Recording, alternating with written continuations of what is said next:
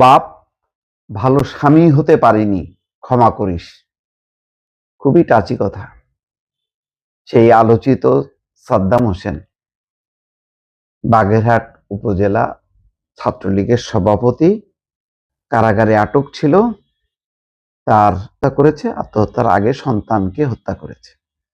মেয়ে এবং স্ত্রীর মৃত মুখ দেখানোর জন্য কারাগারে নিয়ে আসা হয়েছিল, বাগেরহাট জেলা কারাগারে।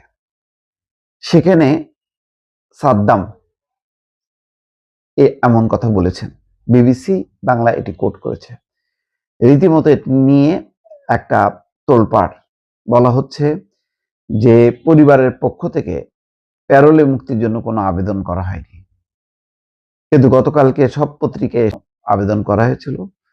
বাগেরহাটে ডিসির কাছে আবেদন করার পর ডিসি বলেছিল এটা তার বিষয় না, এটা যশোরে আবেদন করতে হবে। তারপর যাই না কি আবেদন করলো কি করলো না, তারপরে পরিস্থিতি হলো এটাই। কিন্তু এটা খুব মানবাধিকারের দৃষ্টিকোণ থেকে এটা অত্যন্ত একটা নিন্দনীয় কাজ হয়েছে, অমানবিক একটা কাজ হয়েছে। দেখেন, 11 মাস জেলে, কোনো মামলা প্রসিডিংসে, কিন্তু ওই সব মামলা নিয়ে যে কবে মুক্তি পাবে, কি মামলা, কোনো কিছুই জানা নেই। কেন জামিন হচ্ছে না বোঝাও যাচ্ছে না। ওই যে স্বরাষ্ট্রমন্ত্রী বলছে যে নির্বাচনের আগে কোনো সন্ত্রাসীকে জামিন দেওয়া হবে না, তার আওতায় পড়লো কিনা যায় না। শুধু সে কেন, বহু যে ঢাকার 2 কারাগারে, কাশিমপুর এবং কেরানীগঞ্জ 2 কারাগারে অনেক আছে, আটক আছে, জামিন হচ্ছে না। মার্ডার কেস নাই, আনিস আলমগীরের জামিন নামঞ্জুর হলো কেন? দুর্নীতির মামলা করছে, রাষ্ট্রদ্রোহী মামলা আছে, জামিন হবে না কেন? জামিন দিচ্ছে না। এই যে অ্যাটিটিউড গুলো, এগুলো তো যেসব রাজনৈতিক সরকার ফ্যাসিস্ট তারা করে, কোনো ভালো রাজনৈতিক সরকারও করে না। আর এটা তো আরো সরকারের উপর ভালো সরকার হওয়ার কথা, কারণ এর তো কোনো রাজনীতি নেই, এর আছে আইনের শাসন, মানবাধিকার। এই দৃষ্টিকোণ থেকে শত শত লোককে বিনা বিচারে বিনা জামিনে আটকে রাখছে, এর কোনো খবর নেই। আজকে বিবিসির এই শিরোনামটা দেখে খারাপই লাগলো যে বাগেরহাট সদর উপজেলার সাবেকডাঙ্গা গ্রামে শনিবার মধ্যরাতে দাফন হয়েছে যশোর কারাগারে বন্দী থাকা ছাত্রলীগ নেতার স্ত্রী, গৃহবধূ কনিজ সুবর্ণা স্বর্ণালী সম্ভবত তার নাম, এবং তার 9 মাস বয়সী শিশু সন্তান, মাত্র 9 মাস। যখন সাদ্দাম কারাগারে, তখন অন্তঃসত্ত্বা ছিল তার আগে, কিন্তু যখন সাদ্দাম কারাগারে, তার 3 মাস পর বা 2 মাস পর এই বাচ্চাটার জন্ম। বাচ্চার চেহারাও দেখতে পারেনি কখনো। সেই চেহারাটা দেখলো মৃত সন্তান। একটা এতে ভুগছিল, যেহেতু স্বামীর, তারও বয়সও কম, এই যে সুবর্ণা, কালী সুবর্ণা, 22 বছর বয়স। যখন দেখছিল যে কোনোভাবেই জামিনে মুক্তি করা যাচ্ছে না, এক ধরনের হতাশা থেকে, অবসাদে ভুগছিল, সেখান থেকে আত্মহত্যা করছে। কিন্তু এই দাফনের আগে শিশুটির পিতা জুয়েল হাসান সাদ্দামের সাথে তার শেষ সাক্ষাৎ হয়েছিল যশোর। সারা দেশে ক্ষোভ, অসন্তোষ আর অমানবিকতার অভিযোগে সয়লাব হয়েছে সামাজিক মাধ্যম। মৃত শিশু দেখা করতে গেছে জীবিত পিতার সাথে। কবি ইমতিয়াজ মাহমুদের এমন একটা পোস্ট ভাইরাল হওয়ার পর এই লাইনটি ব্যবহার করে পোস্টার এবং ফটোকার্ড বানিয়ে শেয়ার করে তীব্র ক্ষোভ প্রকাশ করেছে বহু মানুষ। তবে ব্যাপক মাধ্যমে বলেছে, আওয়ামী লীগ আমলেও এমন বা এর চেয়ে বেশি অমানবিক ঘটনা ঘটেছে। স্বীকার করি, অমানবিক ঘটনা ঘটেছে। অমানবিক ঘটনার অবসানের জন্যই তো এই বিপ্লব, এই অভ্যুত্থান। একই ঘটনা কেন ঘটবে, সেটাই তো প্রশ্ন, তাই না? সেটার তো কোনো উত্তর নেই। বিবিসি বাংলাকে মিস্টার সাদ্দাম ভাইকে জীবিত অবস্থায় কোলে নিতে পারেনি বলে কারাগারের গেটেও আমার ভাই তাকে আর কোলে নেয়নি। খুব মর্মান্তিক কথাটা। দেখেন, জীবিত অবস্থায় নিতে পারেনি বলে ওই মৃত বাচ্চাকে আর কোলে নেয়নি। শুধু মাথায় হাত বুলিয়ে বলেছে, আমি ভালো বাপ হতে পারিনি, বাপ ক্ষমা করিস। তিনি সহ মোট 9 জন শনিবার যশোর কারাগারের গেটে নিয়ে সাদ্দামের শেষ সাক্ষাতে উপস্থিত ছিলেন।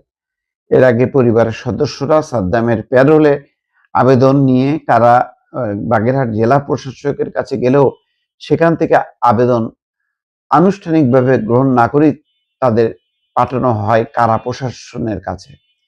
বাগেরহাট কারা প্রশাসন থেকেই লাশ নিয়ে তাদের যশোর কারাগারের গেটে গেলে সাদ্দাম এমন আশ্বাস দেওয়া হয়েছিল বলে পরিবারের সদস্যরা জানিয়েছেন।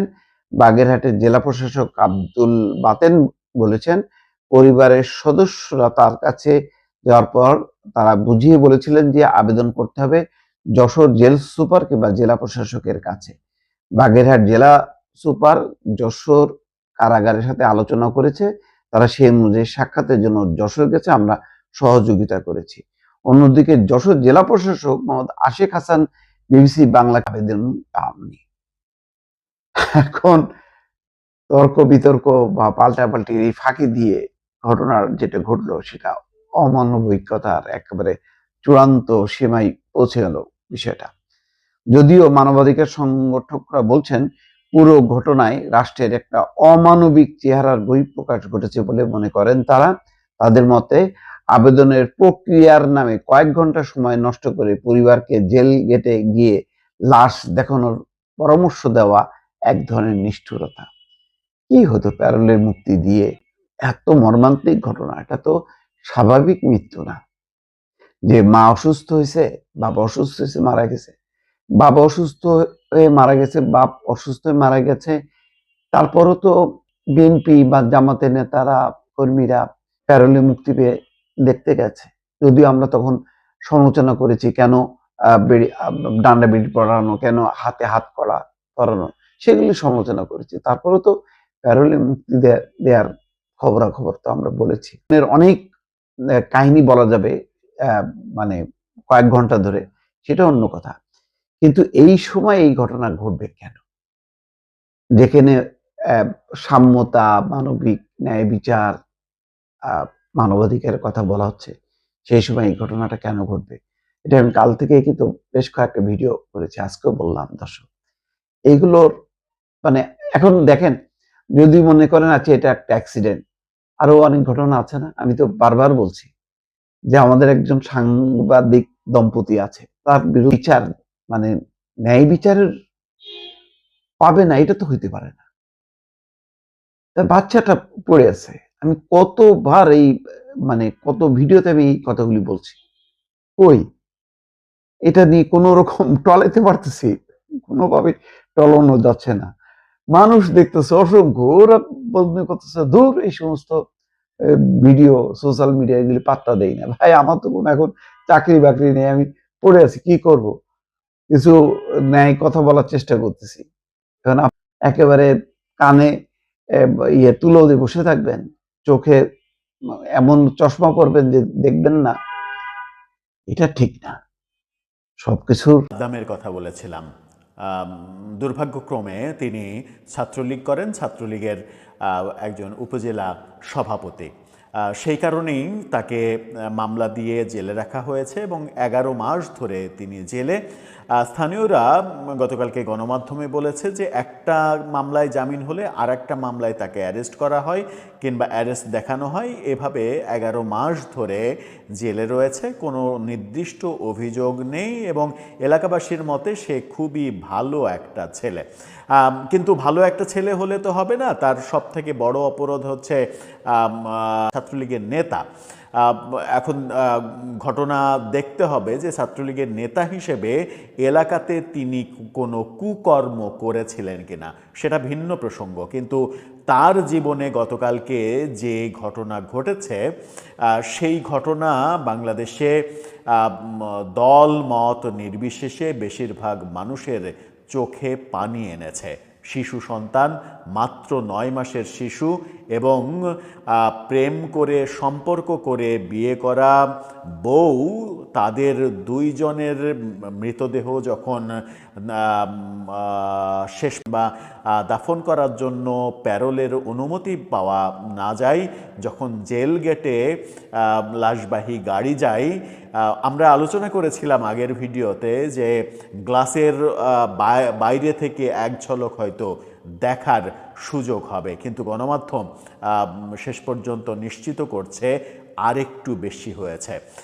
সাদ্দাম সম্পর্কে আপডেটেড কি জানা যাচ্ছে, সাথে তাকে প্যারোলে মুক্তি দেয়া হলো না কেন, দুপুরের পর থেকে রাষ্ট্র হয়ে গেল অথচ রাষ্ট্রের কিংবা সরকারের এই ব্যাপারে কোনো ধরনের কোনো মন্তব্য কেন নেই, আইন মন্ত্রণালয়ের উপদেষ্টা কিংবা স্বরাষ্ট্র মন্ত্রণালয়ের